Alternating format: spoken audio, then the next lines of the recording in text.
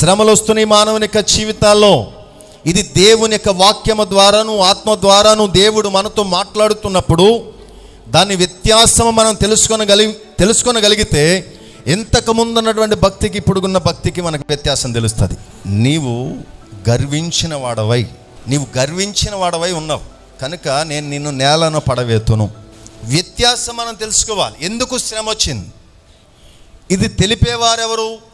తెలుసుకోవడానికి నీవు ఇష్టపడితే దేవుడే తెలపగలడు. శ్రమ కలుగుతుంది, మనం చేస్తున్న తప్పిదే. మన దేవుడని యెహోవా దృష్టికి చెడు నడత నడిచాం. శ్రమ కలగక మునుపు నేను త్రోవ విడిచి తిని చేయవలసిన పని చేయక మరలా సన్నిధిలో నిలవాలి, మరలా ధూపం వేయాలి, మరలా పరిచర్య చేయాలి, మరలా దేవుని సన్నిధిలో మనం కనబడాలి. అశ్రద్ధ మనము చెయ్యకూడదు.